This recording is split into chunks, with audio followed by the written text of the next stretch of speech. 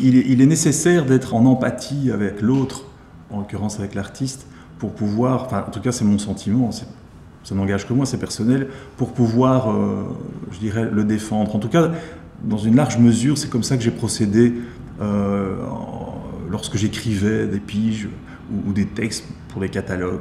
Donc j'avais l'impression que je devenais l'autre. C'est-à-dire que j'essayais de rentrer vraiment dans l'esprit de l'artiste. Donc c'est comme ça que moi je considère que les artistes m'ont enrichi, parce que j'ai pu vivre comme ça plusieurs vies, en changeant les yeux chaque fois, en prenant les yeux de Peter Donsborough, puis en prenant les yeux de Wim Delvoye, ou les lunettes plutôt, c'est plutôt ça. Je gardais mes yeux mais je changeais de lunettes. Et ça a aussi un impact, je dirais, dans la vie quotidienne. Il y a vraiment une relation qui se noue au moment où on entre profondément dans le travail d'un artiste et qui se perpétue par la suite. Et ce que j'aime bien aussi, c'est l'idée qu'on regarde les œuvres, mais que les œuvres nous regardent aussi. Quand je dis qu'elles nous regardent, c'est aussi bien dans un sens presque physique,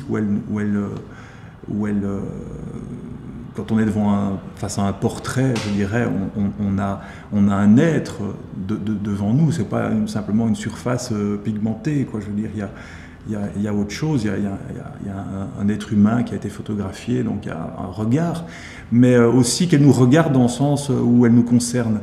Et je pense qu'un commissaire, parfois, choisit moins les œuvres que les œuvres le choisissent. C'est-à-dire qu'on est tout d'un coup interpellé, touché par une œuvre sans nécessairement l'avoir cherché, quoi. Donc ce sont des êtres vivants qu'on croise et qui parfois nous appellent, nous interpellent.